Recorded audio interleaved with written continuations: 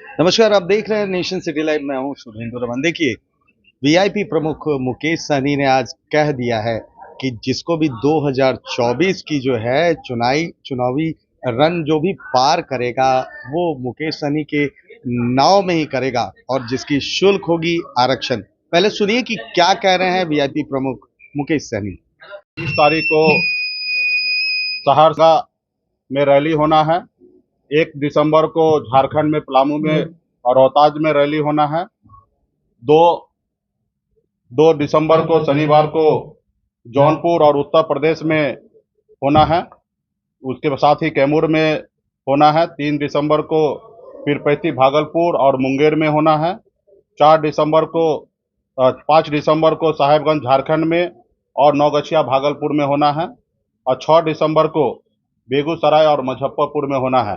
तो एक साथ में 14 रैली होना है। एक दिन में 2 रैली होना है और लगातार एक हफ्ता तक रैली चलेगा, जहां पे लाखों निषाद वहां पे पहुंचेंगे और वही संकल्प दोहराया जाएगा कि अपने हक अधिकार के लिए लड़ाई लड़ना है, अपने पार्टी के साथ रहना है, अपने बच्चे के भविष्य के लिए लड़ाई लड़ना है।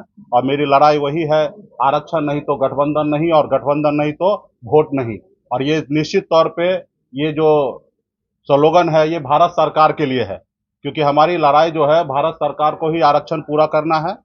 क्योंकि बंगाल में निषाद को आरक्षण मिल रहा है, सभी उपजाति को, बीन बिल्दार नुनिया मला को, सबको आरक्षण बंगाल में मिल रहा है।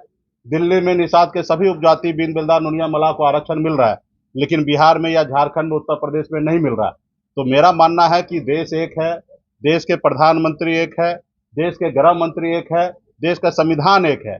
फिर हमारे साथ कहीं ना कहीं भेदभाव हो रहा है। 75 साल से लोगों ने हमें यूं ही वोट लेते रहा, हमें बेवकूफ बनाते रहा। तो हम लोगों ने हक अधिकार के लिए लड़ाई लड़ते लड़ते, संगठन के माध्यम से लड़ते लड़ते अभी हमने पॉलिटिकल पार्टी भी बना लिया है।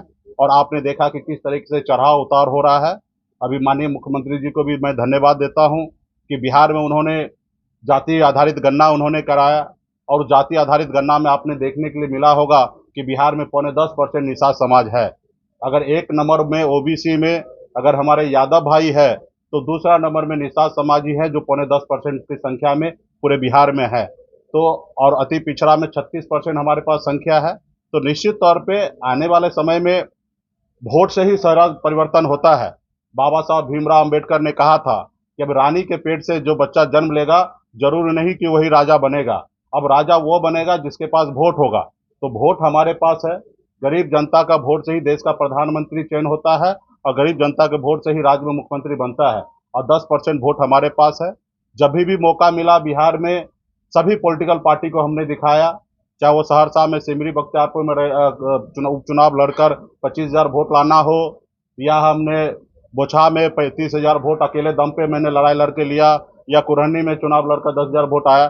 तो हमने हर पॉलिटिकल पार्टी को दिखा दिया कि निषाद का वोट जो है वो अभी कैडर बन चुका है। जैसे कभी मायावती जी के साथ हुआ करता था कि हर हाल में वो उसके लिए एक ही नजर आता था, हाथी। तो उसी तरीके से आज बिहार में हर एक निषाद परिवार में जाइएगा, निषाद समुदाय में जाइएगा, वहां पे एक ही आपको देखने के लिए मिलेगा कि हमारा नाव छाप है, हमारा चुनाव चिन्ह, हमारा नेता है, हमारी पार्टी वीआईपी है, विकासशील इंसान पार्टी। तो मजबूती से लोगों के बीच में हम लोग जा रहे हैं, काम कर रहे हैं।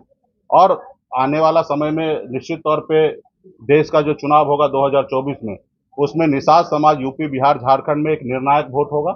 और अभी जो लोग जैसे भी सोचे वो सोचते रहे।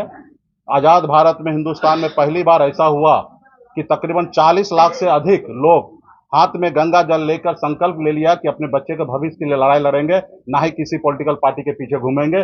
अगर घूमेंगे तो सिर्फ वीआईपी के पास घूमेंगे। और अभी जो 14 रैली होना है, तकरीबन में इसमें भी कम से कम 15 से 20 लाख लोगों को संकल्प कराया जा रहा है। तो आने वाले समय में बड़ा ये होगा।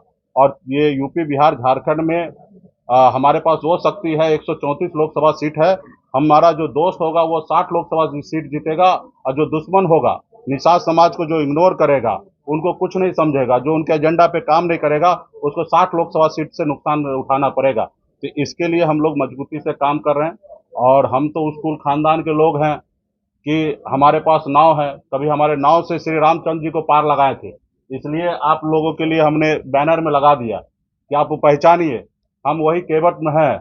और हमारे नाव पे जो बैठेगा वो पार लगेगा। जो नाव पे नहीं बैठेंगे वो मझधार में बैठ जाएंगे, पहुंचेंगे। तो आपने साफ तौर पर सुना कि मुकेश सहनी कहते हुए नजर आ रहे हैं कि इस बार 2024 का जो चुनाव है वो मुकेश सहनी की नाव से ही पार करना पड़ेगा और उन्होंने साफ तौर पर घोषणा कर दी है कि इसका शुल्क जो होगा वो निषादों को आरक्षण देकर जो है केंद्र सरकार को चुकाना होगा।